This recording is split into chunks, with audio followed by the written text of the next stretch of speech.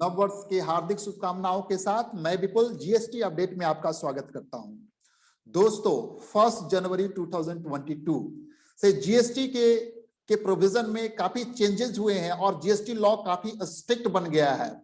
इसके साथ ही 46 GST council meeting जो 31 दिसंबर को हुए उसके रिकमेंडेशन और आज 3 जनवरी 2022 को जीएसटी पोर्टल पे रूल 59 सब रूल 6 के इंप्लीमेंटेशन की बातें कही गई है। तो आइए देखते हैं कि क्या 1 जनवरी 2022 से कौन कौन से चेंजेस इंप्लीमेंट होने वाले हैं। तो सबसे पहले हम लोग आते हैं, आइए देखते हैं कि जीएसटी नोटिफिकेशन कौन से हैं। तो जो पहले जो नोटिफिकेशन जो आए थे जीएसटी में 1415 डेटेड 18 नवंबर 2021 जिसमें मेजर अमेंडमेंट किए गए थे और वो कहा गया था कि 1 जनवरी 2022 से ये इंप्लीमेंट हो जाएंगे। इसके साथ ही 46 जीएसटी काउंसिल मीटिंग जो 31 दिसंबर को हुआ जिसमें टेक्सटाइल के रेट्स में जो चेंजेस थे उसको 1 जनवरी से जो इंप्लीमेंट होने वाला था उसको उस डिसीजन को थोड़ा सा डिफर किया गया है। और आज जो 3 जनवरी 2022 को जीएसटी में रूल 59(6) के इम्प्लीमेंटेशन की बात कही गई है। ये रूल जो है इसमें पहले था कि पहले जो इंसर्ट किया गया था कि प्रीसीडिंग 2 मंथ में अगर आप जीएसटीआर 3 भी नहीं फाइल करते हैं तो आपका जीएसटीआर 1 की फाइलिंग आप नहीं कर सकेंगे। लेकिन अब 2 मंथ का जो पीरियड था उसके जगह पर 1 मंथ सब्स्टिट्यूट किया गया है। तो ये फंक्शनलिटी अब जीएसटी पोर्टल पे शॉर्टली आ जाएगी। तो ये सिस्टम को पूरा चेक करने के बाद प्रीसीडिंग जीएसटीआर 3 भी आपका फाइल है कि नहीं है उसके बाद ही आपको GSTR 1 for the subsequent month को फाइल करने के लिए परमिट करेगा। एग्जाम्पल उन्होंने भी एक एग्जाम्पल भी दिया कि अगर tax payer note file monthly GSTR 3 for नवंबर 2021, अगर नवंबर 2021 का अगर जीएसटीआर 3 फाइल नहीं करता है तो टैक्स पेयर आप जीएसटीआर 1 फॉर दिसंबर 2021 को अगर फाइल करने की कोशिश करेगा तो मतलब जो ड्यू डेट है 10 जनवरी 2020, तो इस केस में system will not allow filing of the GSTR 1 for December 2021 and will allow filing of GSTR 1 for December 2021 only after filing of the GSTR 3B for the November 2021.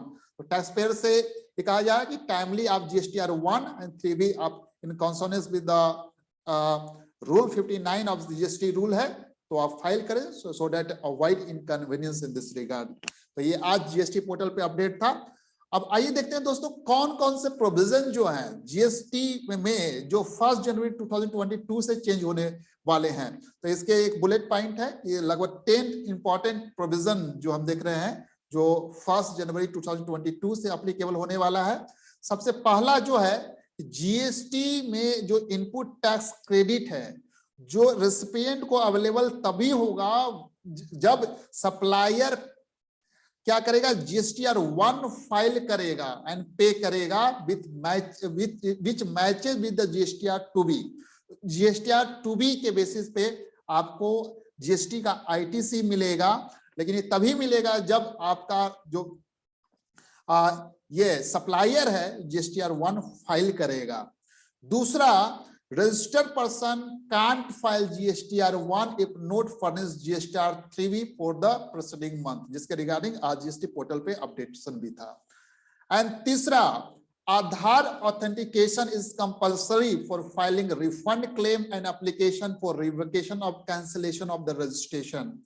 And चौथा, change in the GST rate on the footwear from the 5% to 12%।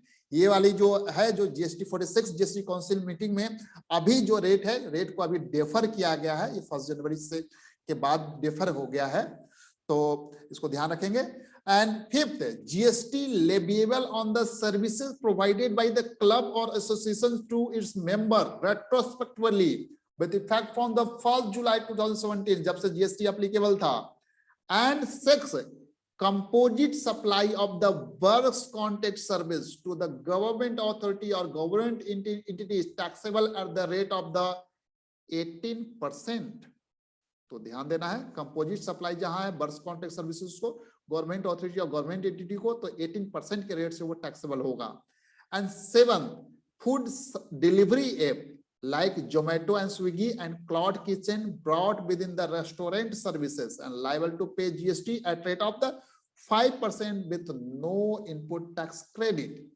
And 8, commissioner can pass order for the provisional attachment of property of bank account of taxable or any person to protect government revenue. And minimum pre-deposit of the 25% for filing appeal against e-way bill violation. And most important, recovery of the self-assessed tax can be made without so-called notice. If there is a difference between the GSTR1 and GSTR3B, GSTR1 and GSTR3B में अगर कोई differences है तो आपकी recovery हो सकती है without show cause notice, आपके प्रीमाइजेस पर आके वो रिकवर कर सकते हैं। तो इस चीज को ध्यान रखिएगा। तो ये जो प्रोविजन है काफी स्ट्रिक्ट हो गए। सबसे पहला तो एक इनपुट टैक्स क्रेडिट तभी मिलेगा जब GSTR1 सप्लायर फाइल करेगा। दूसरा, आपका प्रेसिडिंग मंथ में अगर 3B नहीं फाइल है तो GSTR1 फाइल नहीं होगा।